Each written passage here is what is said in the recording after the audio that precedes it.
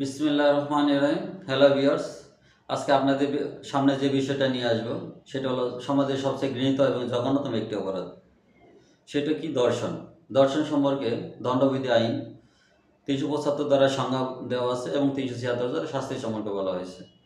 আবার নারী শিশু নির্যাতন দমন আইনে ২০০০ এর বিস্তারিত বর্ণনা করা হয়েছে। আমি আপনাদেরকে নারী শিশু নির্যাতন দমন আইন অনুযায়ী এই দর্শন সম্পর্কে বলবো। দর্শনটা আসলে কি? কোনো নারীর ইচ্ছার বিরুদ্ধে, নারী সম্মতি সহ বা সম্মতি ছাড়া যদি তার সাথে যৌনসঙ্গম করা হয় তাহলে সেটাকে দর্শন বলে গণ্য করা যাবে। আবার বিবাহ ছাড়া ১৬ বছর অধিক কোনো নারীর সাথে যদি প্রতারণা করে বা হুমকির মাধ্যমে যদি তার সাথে যৌনসঙ্গম করা হয় সেটাকে দর্শন বলে গণ্য করা যাবে। ১৬ বছরের কম বয়স্ক নারীর সম্মতি সহ বা সম্মতি ছাড়া যদি যৌনসঙ্গম করা হয় সেটাকে দর্শন বলে গণ্য করা যাবে। দর্শনের আবার ৫টি উপাদান রয়েছে। এই ৫টি উপাদান যদি বিদ্যমান থাকে তাহলে সেটাকে দর্শন বলে গণ্য করা যাবে। কোনো নারীর ইচ্ছার বিরুদ্ধে, আবার কোনো নারীর সম্মতি ছাড়া, মৃত্যু বা আঘাতের ভয় দেখে যদি সম্মতি আদায় করা হয়, আর সম্মতি সহকারে পুরুষ লোকটি যদি বিশ্বাস করে যে ওই নারীটি তার স্ত্রী নয়, কিন্তু স্ত্রী লোকটি যদি বিশ্বাস করে যে পুরুষ লোকটি তার স্বামী এবং আইনসঙ্গতভাবে তাদের বিবাহ হয়েছে, তাহলে সেটাকে দর্শন বলে গণ্য করা যাবে।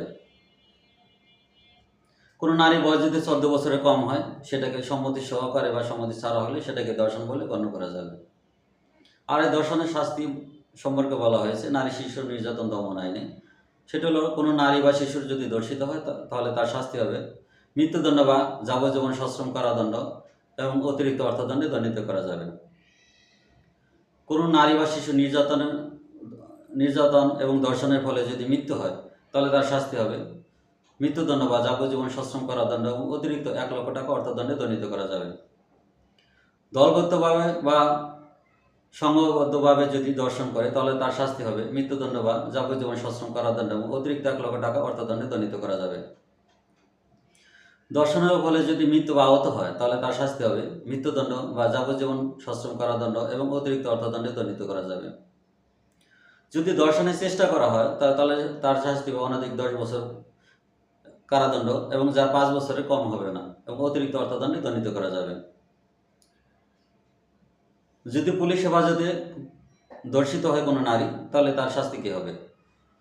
যে দর্শন করেছে বা ওই নারী যার হেফাজতে ছিল, ভিন্ন রূপ যদি কোনো প্রমাণ না পাওয়া যায় তাহলে দর্শনের শাস্তি দেওয়া যাবে। এটা শাস্তি হবে কি? অনধিক ১০ বছর কারাদণ্ড, যার ৫ বছরের কম